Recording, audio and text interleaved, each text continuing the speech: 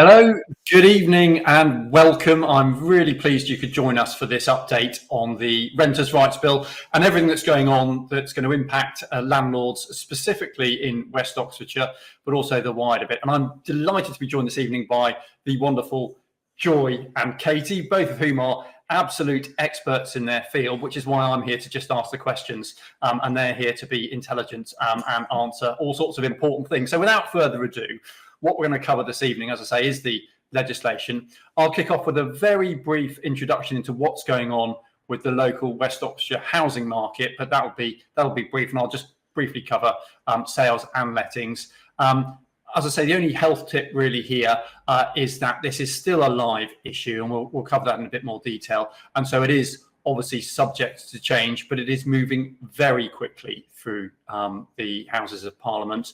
And we are going to be seeing this in the very near future coming in. So do please ask questions. If you type those into the question box, we will cover those off at the end and make sure we give you that information that you need individually. And also right at the end of this, we'll be giving you some top tips as well to make sure that you are absolutely ready for this, so you can take some practical advice away and do what's needed. But without further ado, let's kick off. So what's going on in our local sales market? So in terms of land registry figures, values have increased just 0.5% this year compared to the same time last year. But crucially, they are going up. And if we'd have sat here 12 months ago, everyone was forecasting doom and gloom and falling prices. That is categorically not what we've seen. But we are seeing that sales are taking longer. 77 days is the average time to achieve a sale subject to contract, although that's a pretty arbitrary figure, to be honest. You know, some sales that you do in a few days and others might take several months, but it's crucial that the right advice is given. What is more useful to know is that the time taken from sale agreed to completion takes a significant amount of time, and we're talking on average around 4 months. It is a slow old process. But the market is moving. We have got the highest stock levels at this time of year in a number of years, up 13% on this time last year. And in Witney and the surrounding areas, we are seeing that the sort of three-bedroom, three-bedroom house is absolutely the fastest moving part of the market. That is where the demand is. But we're seeing, properties above sort of £550,000. Demand is still a bit muted in those more sort of premium type properties. First time buyer activity, FTB first time buyer, has been busy at the start of this year, largely driven by the stamp duty changes that will take effect from the 1st of April. And so, that will probably dampen down a little bit now, but we do anticipate it'll be a busy year for first time buyers. And surveys are suggesting that there is significant demand out there. Indeed, 22% of renters and 17% of current home owners have suggested they are looking to buy a property in the next 2 years. So that just talks about really where we're going to see demand coming from. On the letting side, those of you who are landlords already will know this, but really strong demand. We're seeing lots of applications for tenancy, especially in 2-bedroom houses and to a lesser extent 3-bedroom properties. That is driven largely by a shortage. There are not enough good quality homes, specifically locally, and in turn, because there is strong demand and weak supply, rents are going up, and I'll come back to that in just a second. That is partly, I think, driven by tenants perhaps downsizing because rents have risen so strongly, and also because the average tenancy length has increased and is continuing to increase. We're now up to 910 days nationally in England. It's a long time for the average tenancy length, up from 789 days, so up over 120 days, half a year really, over the last couple of years or so. And rents are rising strongly. The lines on the graph, the light blue is for the southeast of England. The dark blue is England and Wales average. And you can see that rents, you have to look down, quite a long way down that scale to see where the 0% line is. Rents are still rising at around 3.5%, but were rising as much as 8-9% per annum. So have risen very strongly. And that brings me on to this point. This is a slide from Rightmove. Believe it or not, Whitney got a mention in the Rightmove report at the tail end of last year. I've never seen Whitney in a Rightmove report before because it covers the whole of the UK.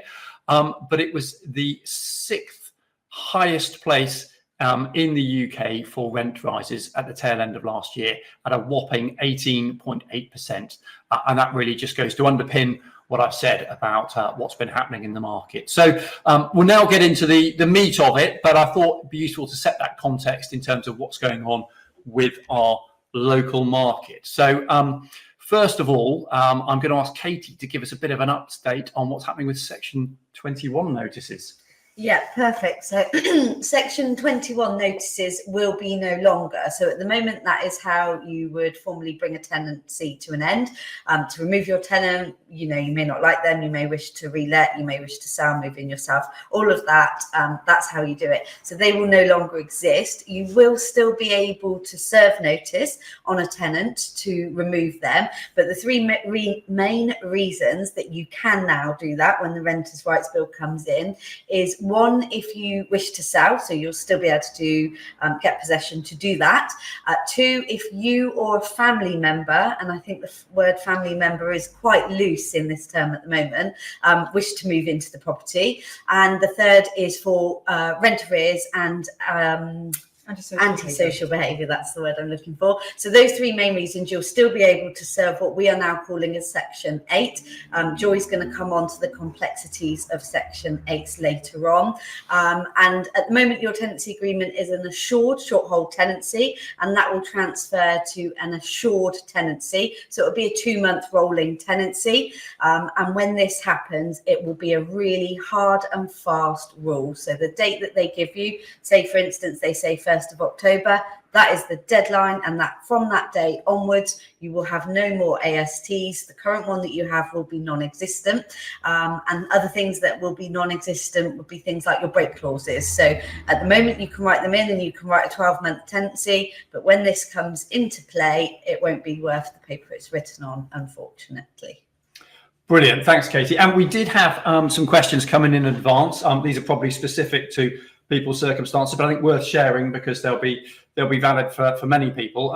So the first one we've got relating specifically to this is I've served a notice on my tenant and the law changes. So I've served Section 21 and the law then changes. Will I still be able to get the property back? Yes, so if you've served that before the laws change, your Section 21 is valid, but you do need to be aware that a Section 21 is only valid for 6 months. So if you lapse 6 months, you won't be in a position to be able to reissue that Section 21. So if you are thinking about a tenancy that you'd like to bring to an end, our advice is to bring that to an end before the Renters' Rights Bill and make sure that you're looking at that 6-month time frame. Clear, thank you very much. Okay. Good stuff. Now, moving on to tenant notices. What can you tell us about how this is changing? So tenants will obviously now be able to give 2 months notice when a tenancy starts, once Renters' Rights Bill's in place. And this has caused quite a lot of concern with a lot of landlords. Obviously, we do know that Scotland have already got this in place and it hasn't changed anything hugely over there. Tenants are still renting and they don't move in and straight away give 2 months notice. That there'll be the odd occasion there where they might do it, where life changes. They might change place, so they don't work or live in Whitney and Oxford anymore and they want to move outside to London. They will of course give notice at that point. Family extending, getting smaller, that sort of thing. So they will be able to give this notice, and what was said before is that it should be in line with the rent due date, and now they're saying that that is probably not a possibility and it'll be at any point those tenants can give 2 months notice. The other interesting thing is that any tenant under that tenancy can give notice and it covers all tenants. So if you've got Mr. and Mrs. and Mr. gives notice for them both to leave, they both leave, whereas at the moment we would ask both to confirm that. So that's that change on there. But, you know, tenants have got a lot of money in properties. It's a lot of upheaval with utilities and things. They've got 5-week deposits. So we're not anticipating a huge change with the churn of tenants. That makes sense. Thank you. And a question sort of relating specifically to what you've just been saying that came in. What happens if a couple split up and one gives notice and the other one wants to stay?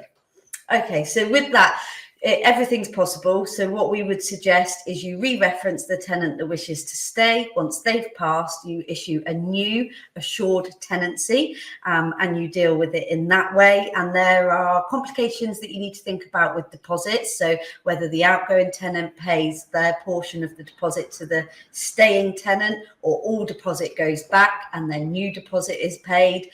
So there are complexities that you need to think about, but it is all possible. But we definitely recommend re-referencing any tenants that are staying. Makes sense. And that's really no different from what we do currently. No.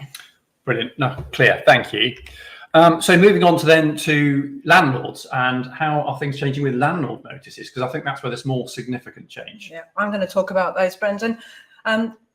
Biggest change is that landlords now need to give mostly 4 months notice when they need to get possession back. And as Katie said before, you can still get your property back. There is a long list of grounds that you can give, and I'm not going to go into all those. You'll be pleased to hear. Thank you. But what is the biggest difference is before we had a Section 21, and over the years that had been refined to make it quite simple for tenants to understand and for landlords to use. The way that you're going to get possession now is through a Section 8 notice, and that needs to go in front of a judge, and you need to state the ground by which you want to get your property back. So you need to make sure you've got all the documentation, the evidence, so that when you go to the judge, you can prove beyond any reasonable doubt that you can have your property back, because it is a mandatory or discretionary ground. So just make sure as landlords, when you're planning to get properties back, you need to make sure you have the records and all the documentation for all of that. Clear. All right. Thank you. Good stuff. Moving on then to rent arrears, because this is another area where we're going to see some significant change. Yeah. And I think it's really important. That's one of the things that really worries landlords about this. So you'd be pleased to hear that is one of the mandatory grounds. It's also discretionary grounds as well. But yes, Section 8, Ground 8 will give you the time to get your property back. Now, what I wanted to really make clear today is the difference between what we have now and what it's going to be. So at the moment, as a landlord, you have to wait for 2 months of tenant arrears. Then you give 2 weeks notice to your tenant that you're going to apply to the court to get vacant possession. That's going to change. Going forward, you're going to have to wait for 3 months, and then you need to give 4 weeks notice. That is a massive change. So you really need to be prepared as landlords to be able to mitigate the risk. And you're going to hear us say mitigate the risk, I don't know how many times tonight. Catchphrase. But you could be potentially at 6 months with no rent before you can actually get in front of a judge. So make sure that you can cover that. So you've got a pot of funds in case your tenant's circumstances change. Please make sure that you've got rent and legal protection. Make sure you've got the best quality tenant that you could possibly have in your property, and keep detailed records of everything that is involved in that. So you need to prove that you tried to chase the rent and so on, and you've got rent statements, so you can go in front of the judge and prove that you've got the rent arrears.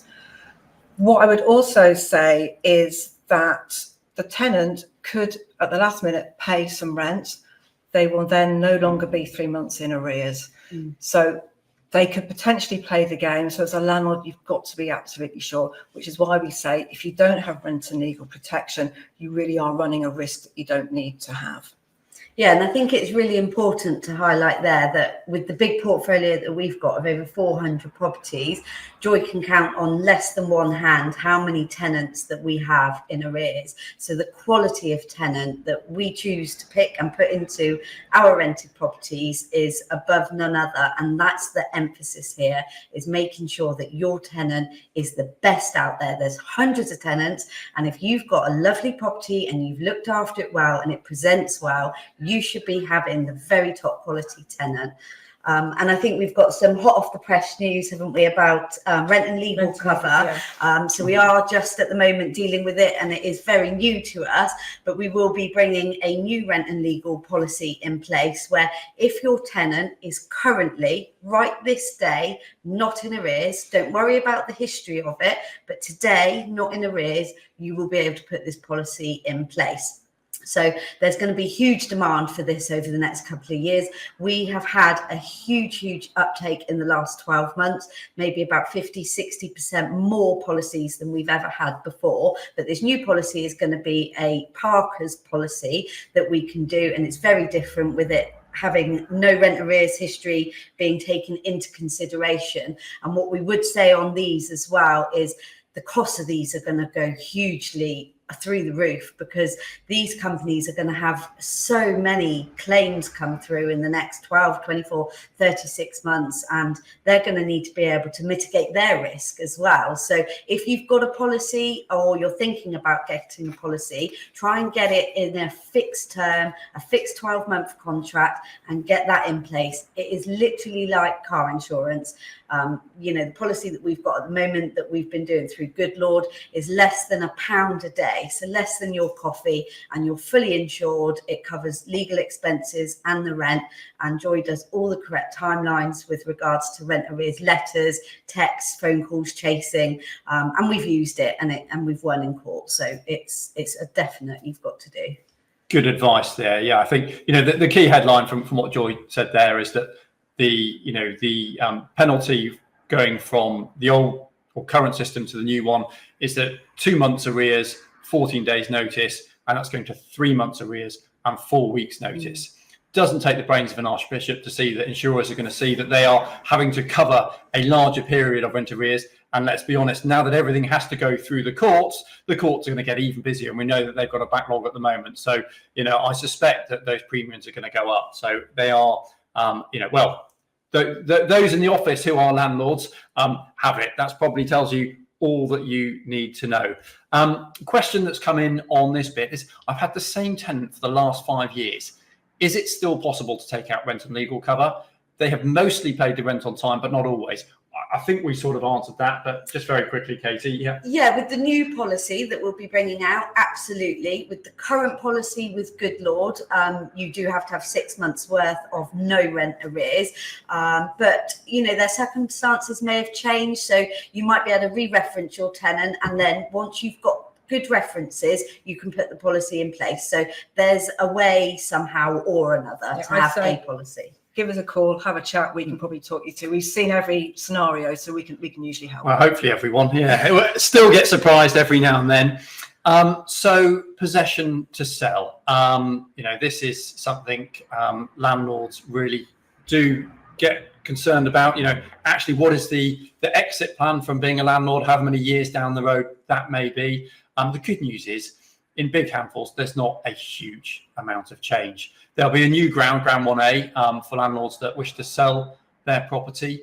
And although the notice period goes up from 2 months to 4 months, people don't necessarily wake up one morning and think, I'm going to sell my house tomorrow. It's usually a more considered decision than that. And if we think about this equitably, then to give someone 4 months notice for them to uproot their family isn't necessarily unreasonable. And actually, as I covered at the beginning, if it takes 77 days on average to find a buyer and 4 months to complete, you can see that is not the end of the world by any stretch of the imagination.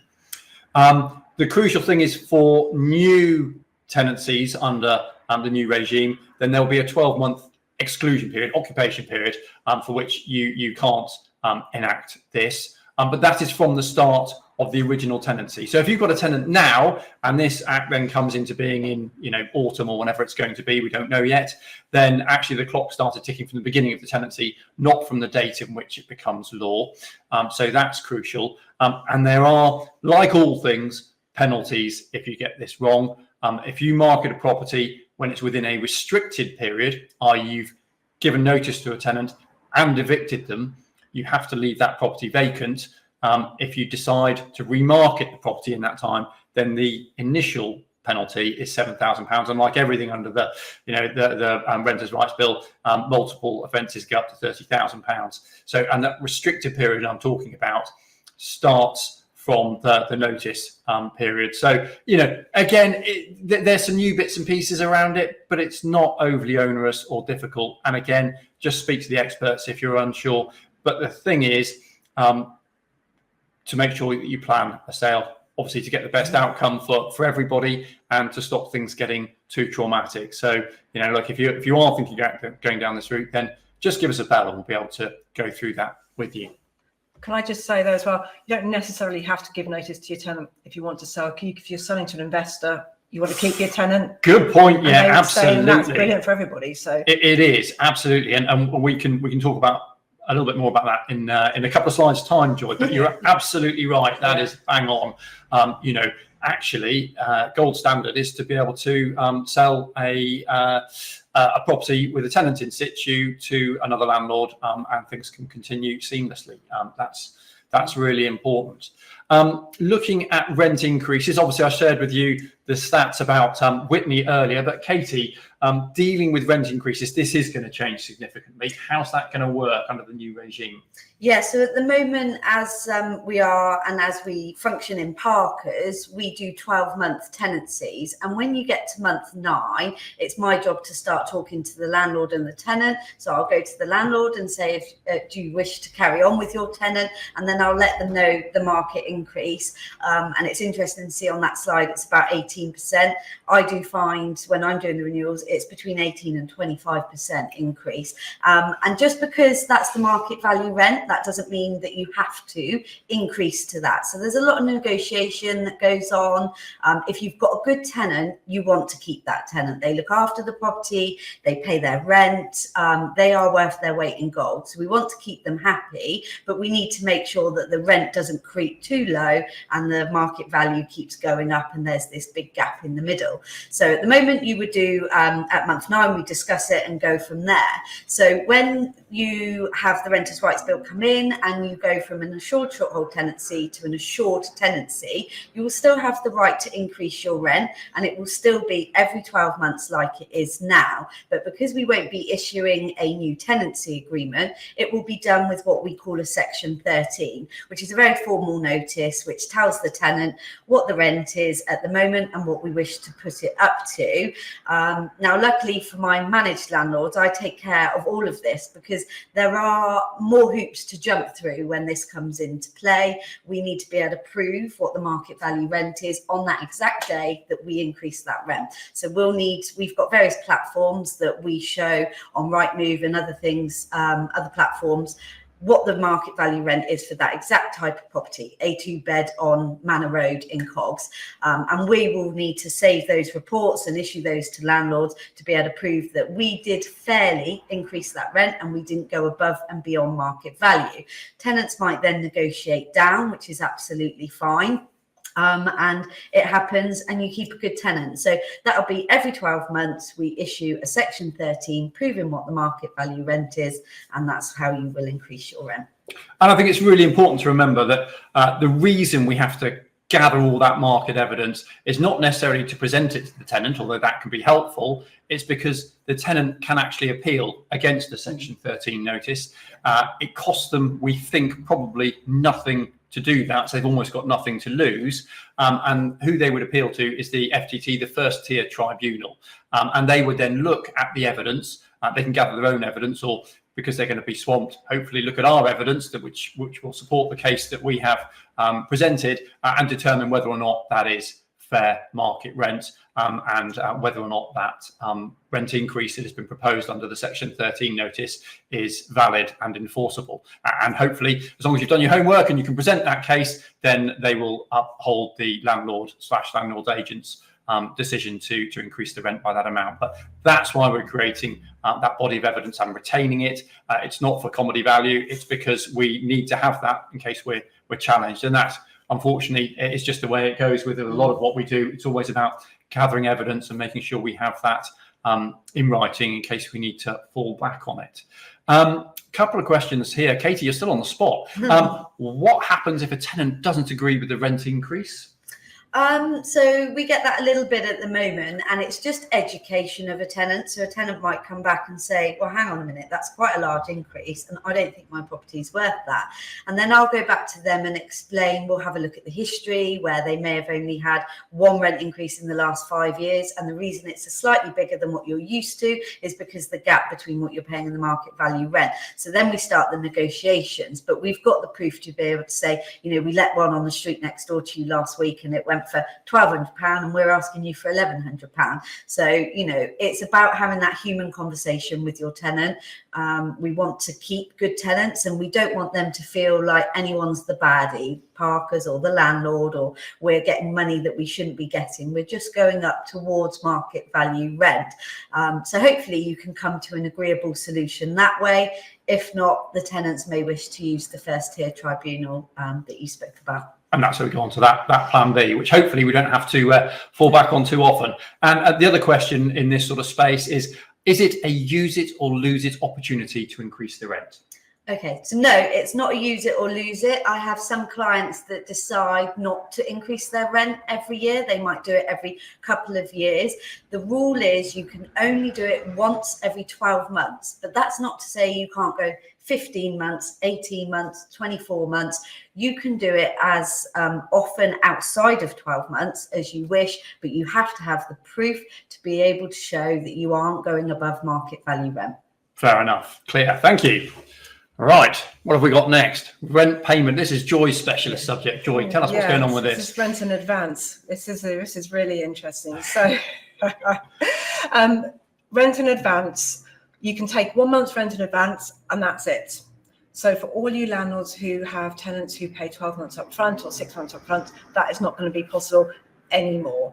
So, if you've got a tenant who's maybe retired, or you've got maybe foreign students, people who've got bad credit history or self-employed, you really need to think about how you're going to work with that. If you have got a tenancy in situ at the moment and they paid 6 months, 12 months up front, you do not need to pay that back.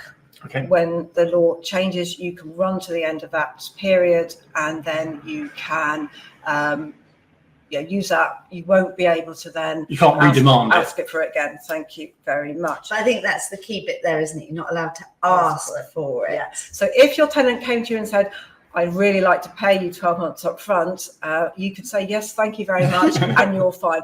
You've got to be very, very careful what you say. So I think the key to all of this is finding the very best tenant that you can have. Try and have a chat with your tenant. If they've been there for 10 years, you might find you can re-reference them. They might work on a monthly rent and actually pass referencing now. You could look at getting a guarantor, perhaps.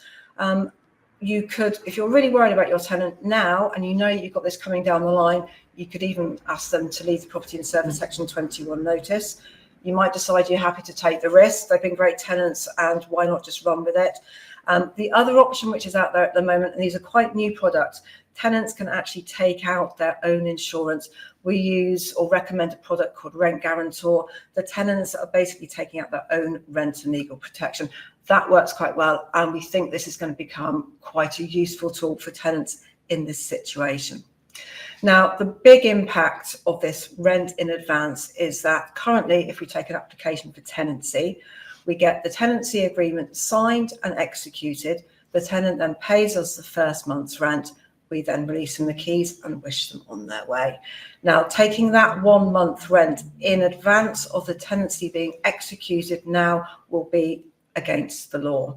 So you are going to have to enter into a tenancy agreement, sign that, and potentially give the keys over to your tenant without having the money in the bank. That really is a serious change, and something that we as an agency, we can put tools in place to be able to cope with that. But I think as landlords, you really need to be very, very careful. The other thing which is really interesting is that we take 1 week's holding deposit at the moment if a tenant wants to secure a property. That 1 week's holding deposit goes against the first month's rent.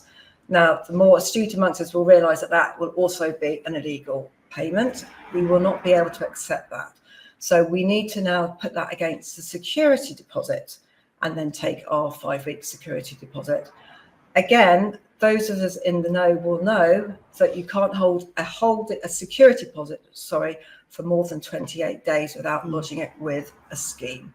So it's really vital that you've got the proper admin in place, because you could end up falling foul of 2 different laws and being subject to really significant fines. So it's really important that you have the processes in place, you've got the money flow, and the system in place to allocate the money correctly. It's a bit of a minefield. We're hoping that they're going to do something with the law to make that more sensible, because it is just a madness at the moment. And that's really crucial. And it might sound like semantics, but my brain hurts. It's really easy to get this wrong, but getting it wrong is going to see you landed with a £7,000 fine, rising to £30,000, etc., the usual one. But also, it sounds slightly bonkers that you go into a legally binding contract for a tenancy with a tenant and have to release the keys to them, even if they haven't paid that rent in advance, like they're contractually obliged to do. That is something that is a massive change. I think just trying to see it from the government's perspective, what they're saying is that this is, they're treating it like gas or electricity. It's a fundamental human right insofar as, you don't pay up front for those, you move into a property and they're already on whether you paid for them or not. They're seeing it as in the same space as that. So that's from their perspective. But of course, we need to make sure that, or as landlords need to make sure that you're getting your rent, because you've probably got other bills to cover, or a mortgage or whatever else. And again, I hate to sound like a broken record, but what do we recommend to do that? Rent and legal protection. Rent and legal, yeah. Sorry for repeating that, but it's a real no-brainer. Rent bidding. This is a new thing, and this is going to change the way in which properties are marketed. What can you tell us about that? This is me. I love rent. It's my thing. Good. We're going to be changing to a system of rent under rather than rent over. So you're not going to be tenants are not going to be able to enter into bidding wars. I mean, at Parkers, we do not go down that road anyway. I think it's just more based at London agents would have multiple people outbidding each other for properties. It is going to have an impact on initially pushing rents up, I think, in the local market. Landlords aren't going to know where to go. I think it's going to be really disruptive for tenants. Property's going to go on the market. They're going to see it on as a rent, and they're going to think, is the landlord egging that rent? Is the landlord trying to push it? Shall I look at that property and potentially offer slightly lower? Am I going to miss out if I do? So it's a bit unsettling for tenants. At the moment, we can charge a pet premium, which we charge at £25 a month. You're not going to be able to charge extra for a pet. So landlords are going to have to factor all these things in when they're pricing a property on the market. So I think for tenants, they need to have a think about how they approach it.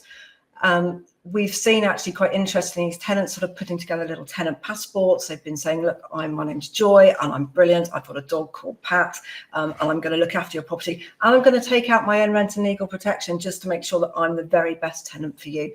So you as a landlord, you might get presented with multiple tenancy offers, and you might need to look at that. But really, we'll need to have to see how that works out. I think at the moment, the market is pretty stable, but I think rents will definitely go up. The other thing I think is worth mentioning is that often people go on to Rightmove at the moment, and they know what a rent is on a property and they know what it's rented for. Now, that will be the rent that's been asked for a property now, not necessarily the rent that is being achieved for a property for a tenancy. As agents, that's going to be telling, isn't it? Really, just because you put it up at 1,600 doesn't mean that that's what you achieved. But the good thing with us is we've got a big portfolio of over 400 properties. We're probably doing 20 new tenancies a month, 30 renewals. So we're doing over 50 rents every single month. So we know off the top of our head what a 2-bed on Cogs is, what a 3-bed on Thornley Lees is. So, speak to your agent. If you're with us, speak to us. If you're in West Oxfordshire, speak to us. We're going to be the complete and utter experts for this, because there'll be some rents out there that are just astronomical, and they won't have got that. And if you're doing your rent review 12 monthly, if you're a landlord and you're trying to do that yourself, you won't have actual data to hand. You need us to be able to go onto the back end of the website and do that. I think one question was about whether you can take or you can say no to a rent offer. Absolutely, yeah. Yes, you can. So if a tenant says, I want to offer you £1,000 for your £1,200 property, yes, you can say no to them. But you can't discriminate. So you've got to be extremely careful as how we present offers and how as landlords you make your decisions. That's really important. Again, that's also documented, because if they come back to question that, you need to be able to back it up. Definitely. And a couple of things strike me about this. I always worry about the law of unintended consequences. I can see this initially, at least, really driving rental inflation, because of course, if you're not allowed to take more than you're advertising, you will advertise as much as possible and then probably add a bit just to be sure you're on the safe side. And so we're going to end up in a kind of Dutch auction, reverse auction sort of scenario, whereby a tenant sort of thinks, okay, or an applicant thinks, at what point do I make and present my offer?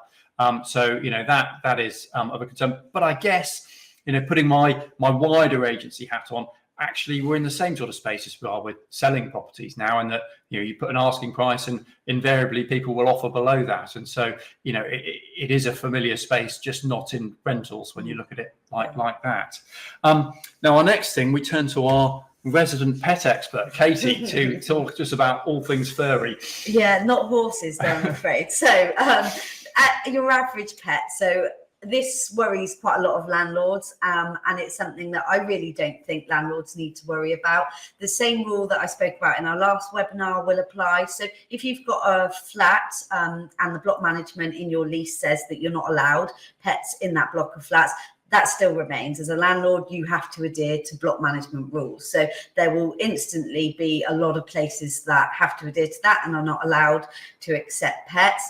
For the properties that don't have that, we do have to be able to offer pets and look at that with a wider lens on now than we ever have before. Huge amount of tenants do have pets, especially after COVID. And I think what we must remember is that tenants, they want a nice home and they want to look after it and they want to be seen as good tenants, but they also have a 5-week deposit held in that property. And that can be, anything from £1,500 upwards of their money. So the likelihood of them having a pet that's going to trash it is very slim. So it's not something I'm hugely worried about. There will be other exceptions that you can say no to. So it might be that you may think you're going to move into the property in a year or 2 years time, or great aunt Mildred is, and they're allergic to dogs, and therefore you're just not going to put dogs into that property. But the good thing that will come out of this is there will be an amendment to the Tenant Fee Act, and that will be that you will be able to, as a landlord, charge tenants for a pet insurance policy. So we're working with a company at the moment to put something in place, but what we would explain, like I did last time, is the landlord puts that policy in place so that they have the authority over that, and they know that it's in place for the duration of the tenancy and it hasn't been cancelled, accidentally cancelled throughout that tenancy. So when Joy was talking about those rents increasing, that should include that pet premium policy insurance as well. So that's not going to help that situation. But as a landlord, you've got a 5-week deposit and you can now put pet insurance in place. So I don't think it's something to worry about. No, there's a mitigate, our phrase of the day, but there's ways to mitigate this. So that makes good sense. Thanks, Katie. Now, for those of you with an avid interest in tenancy law or long memories, or can hark back to the Renters' Rights Bill as was under the previous administration, really this is one area of the changing legislation that isn't really changed from that which was originally proposed. So landlords are going to have to join a redress scheme. For us as agents, it's something that I can't remember how long we've been doing this. Anyone know how long? No? Too long. Too long. There we go. There's a technical answer for you. We will check, but we've been doing it for ages. So we're very used to this. And I think intuitively, it is something that makes sense insofar as if a tenant is renting from a private landlord without an agent, there is no ultimate redress for them if things go badly wrong or things aren't done properly. So I guess, it makes sense from that perspective.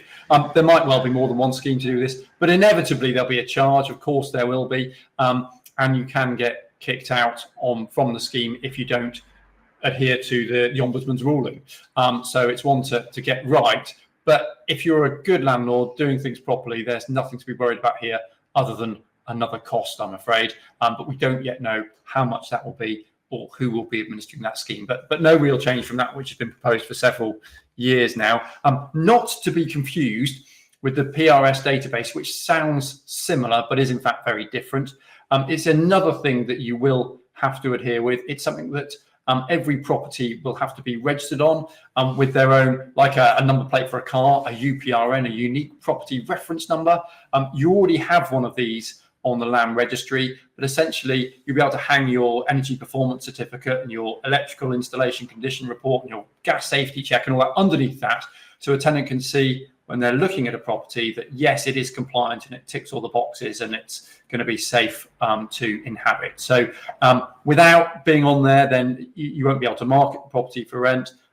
Yes, you can be banned from this, and yes, there will be a cost attributed to this, but hopefully nothing too onerous. But the good news is that we understand that this is something that agents will be able to do on your behalf to try and smooth the process. And of course, we'll be busy building systems in the background that allow us to do this as sensibly and as smoothly as possible. So, yes, it will be new. It is absolutely going to be part of it, but it's categorically not something to be worried about as long as you are compliant, which I'm sure you all are. Otherwise, you wouldn't be here.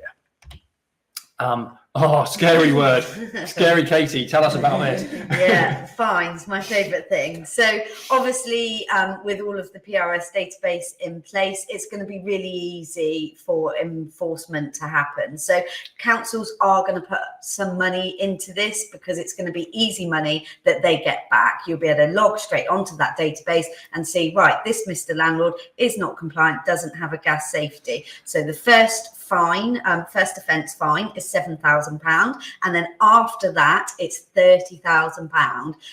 So it's going to be really easy for them to pay somebody to sit in that office and mine a database all day long, and all they need to do is find one landlord a week to have a fine, put a fine forward to, make a bit of a deal about it, and they'll have made their money back. So it's really, really important that you have all of your documentation. You are completely and utterly compliant 365 days a year, because if you get one of those fines, it's going to wipe out 6 months rent, and then they will keep an eye on you from there. And that £30,000 for the second offence is definitely not worth having.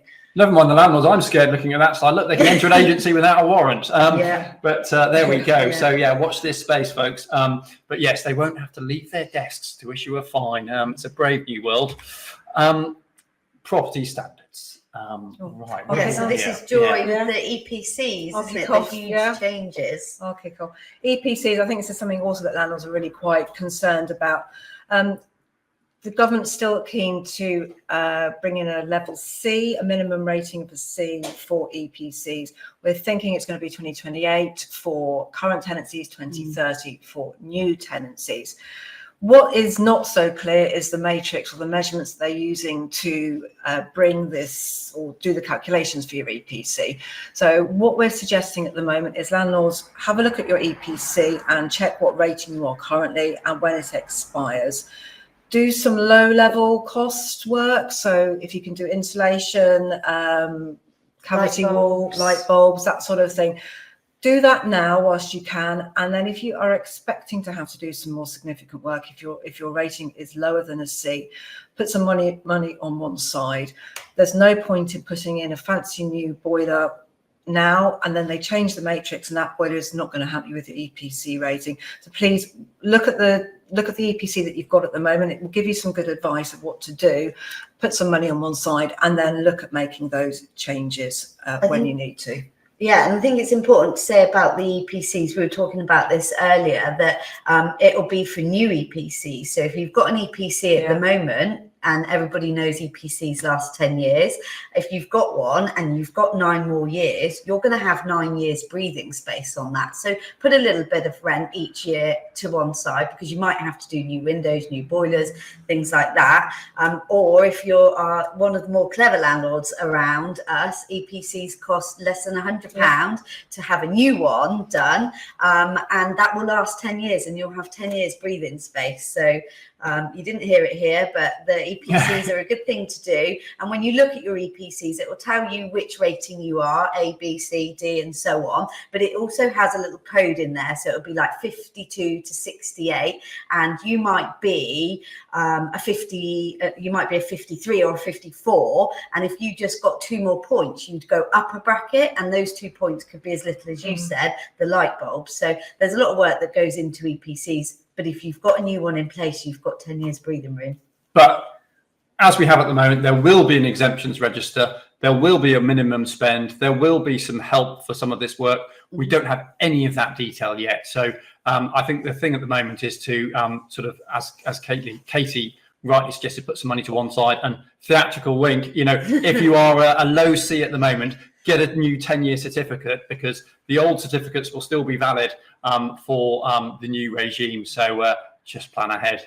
Yeah, definitely. And I'm going to touch on AWAB's law, which is one of my favourite things. So I spoke about it last time on our webinar, and my team have been absolutely brilliant over the last 4 months, and they've carried out over 250 mould inspections on properties. They're for our managed landlords, for our let-only landlords who manage their own. They want an independent advice or report to show the tenants, and actually, shockingly, a lot of those properties that we didn't have mould in last year have got mould in this year. So we can see that it is a hugely growing issue.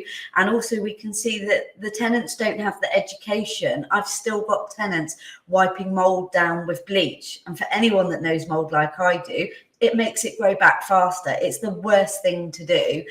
We've got tenants that don't know how to use trickle vents. We've got tenants that don't leave the extractor fan running after they've had a hugely hot shower and turn the bathroom into a steam room.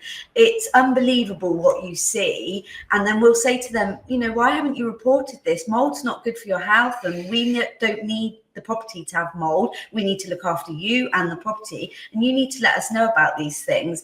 And I think part of it is the education, but part of it also is the scaremongering that, you know, the news and everything that has an effect on that. And tenants, because we can serve Section 21s at the moment, they've always been worried that if they report mould and we think it's them, we'll just kick them out. So we've taken a lot of time with tenant education, dehumidifiers. We've changed extractor fans to humidistat extractor fans.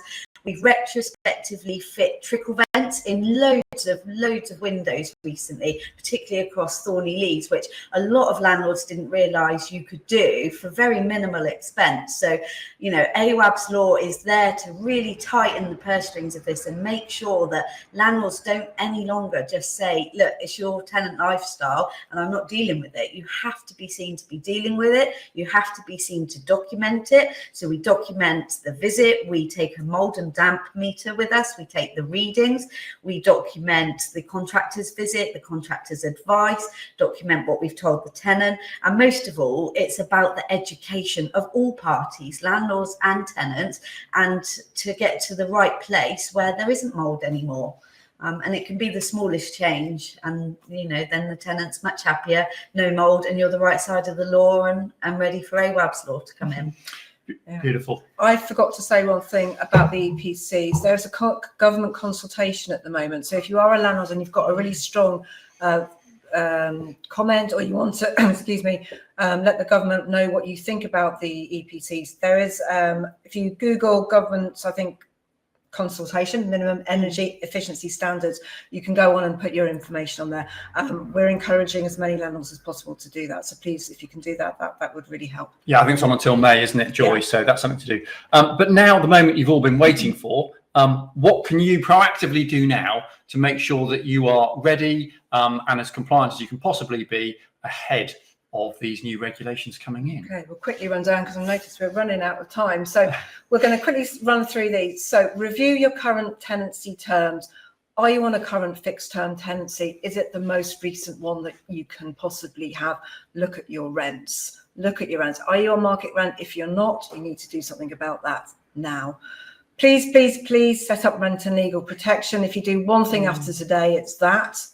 Check all your certificates are in date, your gas, your electric, what's the other one, EPCs, smoke alarms. Make sure that you've issued those to your tenants. Do you know if you haven't got a continuity of gas safeties issued to your tenants, you can't get vacant possession under a Section 21.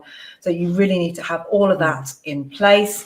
And Katie will thank me for saying, please check for damp and mold. Yeah, Over to you, definitely, Kate. definitely. Check your tenant's deposit is registered correctly. The fines are huge. It's not worth doing.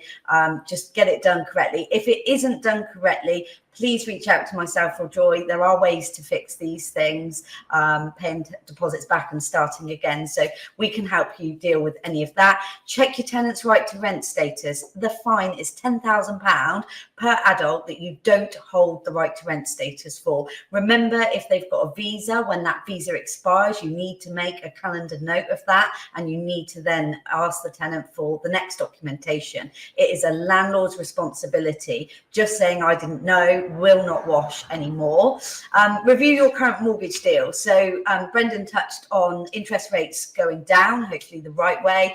We have got an in-house broker through Vanmark that sits in our office once a month, and he's got whole of market mortgage deals. So not just your high street, not just his brand, whole of market. And he does get some of my landlords some really good deals where they weren't sure whether they would be able to keep their rental property. So we can help you with that. Check your mortgage deal, prepare for the Renters' Rights Bill. We've sat here for an hour, you've listened to us, hopefully we haven't bored you too much, but the important thing is to take all of these notes away and make action now, because it's not going away. It will come into play towards the end of this year, and it will be a hard and fast rule, and they will be out there to make a big deal of the landlords that are the wrong side of this. So make sure you are not one of those, and check your EPC or book a new EPC in. The biggest message that we're giving here is to mitigate your risk as a landlord. Brilliant, thank you. And of course, for anyone that can't or won't help themselves, well, we can help them, can't we? We can. There isn't anything that we can't do. We have a service for everything. Joy and I have worked really hard over the last few months to bring in a new service, which is a rent receipt plus service. So it's for those landlords that are managing their own tenancy, and they're not quite ready to go fully managed and give an agent the whole of the reins, but they know that this legal side is far too much. I've been doing it 15 years. Joy's been doing it a huge amount of time. We've got our qualifications, and even every day we'll say to each other, did you see this new update? Did you see, it's ever changing. And if you're not in the know, you can quite easily fall foul of that. So this rent receipt plus service is for those landlords that wish us to take the compliance and the legalities away, but you can carry on managing it, doing the maintenance and things like that. We do ad hoc services, mold visits, inspections, right to rent, all sorts of things. We can do. So if there's anything that you need help with, reach out to myself, Joy, or Brendan, and we will be more than happy to have a chat with you.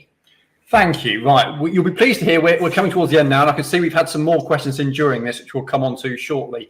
But in the spirit of February, we are not only border agents, tax agents, social services, and goodness knows what else. We also provide a dating agency service. And this is specifically for landlords, because landlords will inevitably buy and sell rental properties. And actually, we do see that the regulations around selling rental properties is changing, as we've already covered. And so we can put together landlords who want to sell and landlords who want to buy, because why would you not buy a property with a good compliant tenancy already in situ? All of those costs to get the property compliant have already been paid by the outgoing landlord, and they're a known entity in terms of the tenant, and of course the buyer gets an income from day one, and the seller doesn't have to worry about that 12-month exclusion period where the property might potentially be sitting empty and can't be relet if they have to evict a tenancy in order to sell it. So we're always on the lookout for people that we can help with this. We can provide all sorts of advice. These are just a couple of examples of properties currently on the market, which we think potentially make really good investments. And it's interesting because yields locally are increasing because the demand is so high from good quality tenants at the moment. So the one on the bottom left is on the market with Savills. It's an auction property, so we base these calculations on an acquisition cost of £250,000. So at a rent of £1,450 a month, that's a 7% gross yield, folks, on a freehold property. That's brilliant for around here. And the one on the top right, full disclosure, that's a Parker's property, so it's clearly brilliant. But it's a one-bed in Witney. It's on the market for £220,000. It's in immaculate condition. £1,200 a rent £1,200 a month rent, which represents a gross yield of 6.25%. Again, freehold property. Couple of really good opportunities out there. They do exist, and we are seeing more of these. So get in touch if you want to know more about either of these services. So what's the market doing? We had Rachel Reeves in Ensham just down the road the other day talking about the Oxford-Cambridge growth corridor. Will that affect us locally? Not in the immediate term, but it may well do as we look to build new houses, new infrastructure, new communications routes. So we'll see what happens there. Stamp duty land tax goes back to the old levels with effect from the 1st of April of this year. So unless you are in the final sways of buying property at the moment, you've missed that boat. We will see, conveyancers, or we're already seeing conveyancers sort of sitting rocking in the corner with an empty bottle of gin at the moment, praying for the 1st of April so this all goes away. They are going to be exceptionally busy, and I suspect April will be rather quieter because everything is being brought forward to take advantage of that. But interest rates are coming down, and the wider economic outlook is not that rosy. We saw inflation go up this morning, or announcement of that this morning. But interestingly, if we look at the growth forecast for both sales in green and rents in blue, these are the consensus growth forecasts over the next 4 years. Capital growth starts to outstrip rental growth from next year, and we're talking in excess of 3.5% per annum. Once you compound that, rental properties are starting to make a great deal of sense once again. So don't rush for the exit. It's not all doom and gloom. And we hope we've explained to you today that really a good property properly managed is no reason to run screaming for the exit. Lastly, for those of you that are based in the Shire, look, it's great that you can join us for a webinar, but we'd really like to see you in person. Our next in-person event is provisionally the 30th of April. It was absolutely standing room only when we ran this last year. And so we are having to limit tickets, but we'd love you to join us. We'll go through all the latest changes because it's moving very rapidly at the moment, but hopefully join you for a glass of wine as well. So if you scan that code there with your phone, you'll be able to book a ticket now, because once they're gone, they're gone. We're not charging for them, but we, as I say, we had to turn people away last year, which was not great. So we're having to limit tickets this year. So if you'd like one, please do hop on early and get one booked in.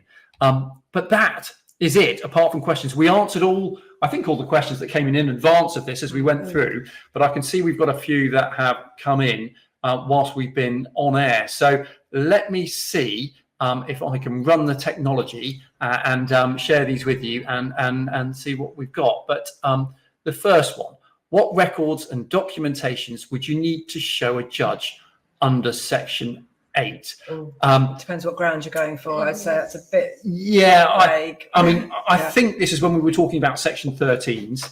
So I'm going to make that assumption, Sharon. If that's wrong, drop us a message afterwards. But essentially, it needs to be looking at what the contemporaneous market rates are. So effectively, if we're looking at rents for a 2-bedroom house in Carterton, you'd want to have a Rightmove report, for example, showing all of the asking rents. Of course, as Katie rightly said, that only shows the asking rents. And the difficulty the first tier tribunal will have in the new regime is that everyone's going to inflate the asking rents with a view to not actually achieving them. We'll know what our properties get. It's kind of easier for us.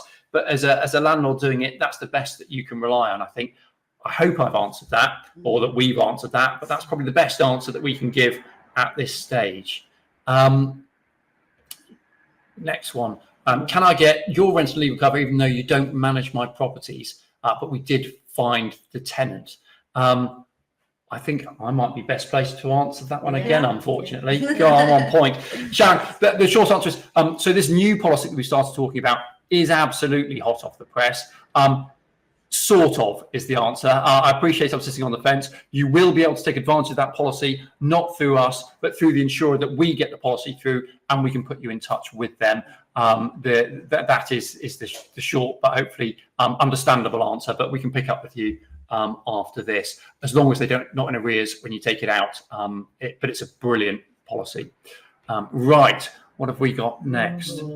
This looks like a you one again, I'm afraid. Just to confirm, if a sale falls through and it's 12 months before you can re-rent the property. Thank you. Right. If you've had to evict a tenant to do this, technically you can't remarket it. So another sort of answer, again, the devil will be in the detail, and we don't have the detail yet because it's not yet been written. I think if you haven't had to kick a tenant out, then that's fine. If you're selling to another landlord, not an issue.